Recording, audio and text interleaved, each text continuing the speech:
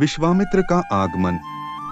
अयोध्यापति महाराज दशरथ के दरबार में यथोचित आसन पर गुरु वशिष्ठ, मंत्रीगण और दरबारीगण बैठे थे। अयोध्यानरेश ने गुरु वशिष्ठ से कहा, हे गुरुदेव, जीवन तो क्षणभंगुर है और मैं वृद्धावस्था की ओर अग्रसर होते जा रहा हूँ। राम, भरत, लक्ष्मण और शत्रुघ्न चारों ही राजकुमार अब वयस्क भी हो चुके हैं। मेरी इच्छा है कि इस शरीर को त्यागने के पहले राजकुमारों का विवाह देख लूं। अतः आपसे निवेदन है कि इन राजकुमारों के लिए योग्य कन्याओं की खोज करवाएं। महाराज दशरथ की बात पूरी होते ही द्वारपाल ने ऋषि विश्वामित्र के आगमन की सूचना दी। स्वयं राजा दशरथ ने द्वार तक जाकर विश्वामित्र की अभ्यर्थना की और आदर पूर्वक उन्हें दरबार के अंदर ले आए तथा गुरु वशिष्ठ के पास ही आसन देकर उनका यथोचित सत्कार किया। कुशलक्षेम पूछने के पश्चात राजा दशरथ ने विनम्र वाणी में ऋषि विश्वामित्र से कहा, हे मुनिश्रेष्ठ, आपके दर्शन से मैं कृतार्थ हुआ तथा आपके चरणों की पवित्र धूलि से यह राजदरबार और संपूर्ण अयोध्यापुरी धन्य हो गई। अब कृपा करके आप अपने आने का प्रयोजन बताइए। किसी भी प्रकार की आपकी सेवा करके मैं स्वयं को अत्यंत भाग्यशाली समझूंगा।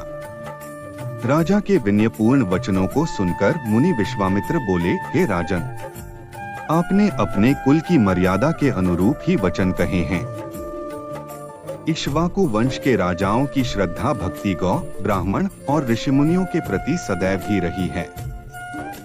मैं आपके पास एक विशेष प्रयोजन से आया हूँ।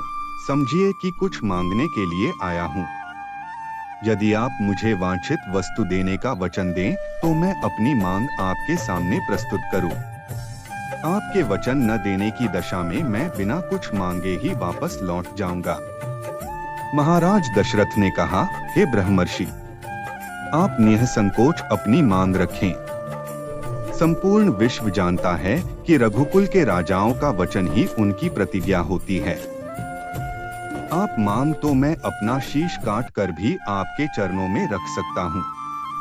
उनके इन वचनों से आश्वस्त ऋषि विश्वामित्र बोले, राजन, मैं अपने आश्रम में एक यज्ञ कर रहा हूँ। इस यज्ञ के पूर्णाहुति के समय मारीच और सुबाहु नाम के 2 राक्षस आकर रक्त, मांस आदि अपवित्र वस्तुएं यज्ञ वेदी में फेंक देते हैं। इस प्रकार यज्ञ पूर्ण नहीं हो पाता। ऐसा वे अनेक बार कर चुके हैं। मैं उन्हें अपने तेज से श्राप देकर नष्ट भी नहीं कर सकता, क्योंकि यज्ञ करते समय क्रोध करना वर्जित है। मैं जानता हूँ कि आप मर्यादा का पालन करने वाले ऋषि मुनियों के हितैषी एवं प्रजावत्सर राजा हैं। मैं आपसे आपके ज्येष्ठ पुत्र राम को मांगने के लिए आया हूँ, ताकि वह मेरे साथ जाकर राक्षसों से मेरे यज्ञ की रक्षा कर सके और मेरा यज्ञानुष्ठान निर्विघ्न पूरा हो सके। मुझे पता है कि राम आसानी के साथ उन दोनों का संहार कर सकते हैं। अतः केवल 10 दिनों के लिए राम को मुझे दे दीजिए। कार्य पूर्ण होते ही मैं उन्हें सकुशल आपके पास वापस पहुंचा दूंगा। विश्वामित्र की बात सुनकर राजा दशरथ को अत्यंत विषाद हुआ। ऐसा लगने लगा कि अभी वे मूर्छित हो जाएंगे। फिर स्वयं को संभाल कर उन्होंने कहा, मुनिवर, राम अभी बालक है। राक्षसों का सामना करना उसके लिए संभव नहीं होगा। आपके यज्ञ की रक्षा करने के लिए मैं स्वयं ही जाने को तैयार हूँ। विश्वामित्र बोले, राजन, आप तनिक भी संदेह न करें कि राम उनका सामना नहीं कर सकते। मैंने अपने योग बल से उनकी शक्तियों का अनुमान लगा लिया है।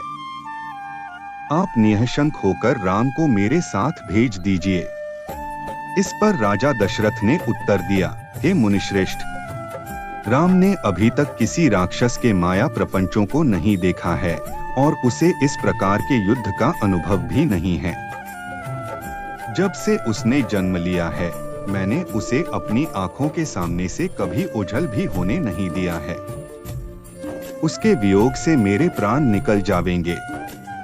आपसे विनय है कि कृपा करके मुझे ससैन्य चलने की आज्ञा दें। पुत्रमोह से ग्रसित होकर राजा दशरथ को अपनी प्रतिज्ञा से विचलित होते देख ऋषि विश्वामित्र आवेश में आ गए। उन्होंने कहा, राजन, मैं नहीं जानता था कि रघुकुल में अब प्रतिज्ञा पालन करने की परंपरा समाप्त हो गई है।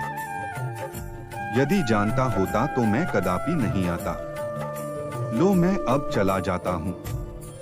बात समाप्त होते होते उनका मुख क्रोध से लाल हो गया। विश्वामित्र को इस प्रकार क्रुद्ध होते देखकर दरबारी एवं मंत्रीगण भयभीत हो गए और किसी प्रकार के अनिष्ट की कल्पना से वे कांप उठे। गुरु वशिष्ठ ने राजा को समझाया, हे राजन, पुत्र के मोह में ग्रसित होकर रघुकुल की मर्यादा, प्रतिज्ञा पालन और सत्यनिष्ठा को कलंकित मत कीजिए। मैं आपको परामर्श देता हूं कि आप राम के बालक होने की बात को भूलकर एवं निःशंक होकर राम को मुनिराज के साथ भेज दीजिए। महामुनि अत्यंत विद्वान, नीति निपुण और अस्त्र शस्त्र के ज्ञाता हैं।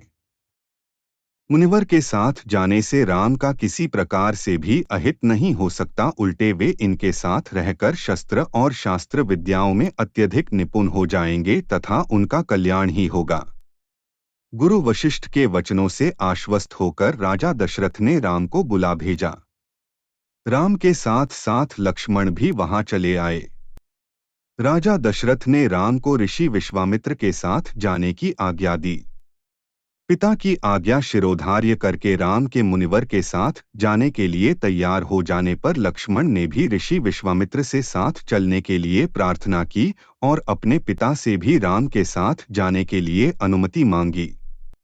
अनुमति मिल जाने पर राम और लक्ष्मण सभी गुरुजनों से आशीर्वाद लेकर ऋषि विश्वामित्र के साथ चल पड़े।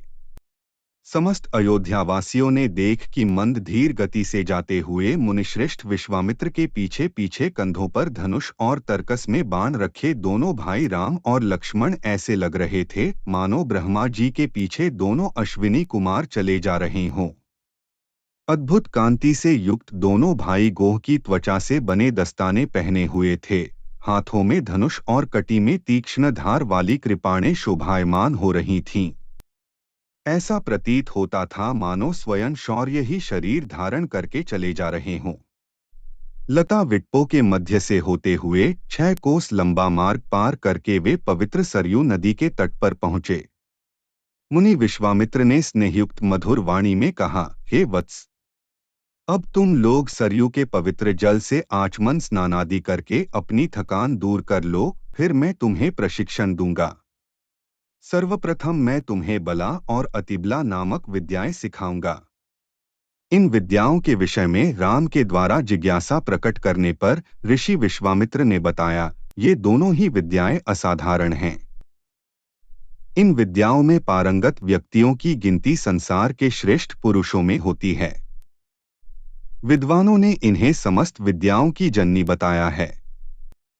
इन विद्याओं को प्राप्त करके तुम भूख और प्यास पर विजय पा जाओगे। इन तेजोमय विद्याओं की सृष्टि स्वयं ब्रह्मा जी ने की है। इन विद्याओं को पाने का अधिकारी समझकर मैं तुम्हें इन्हें प्रदान कर रहा हूँ।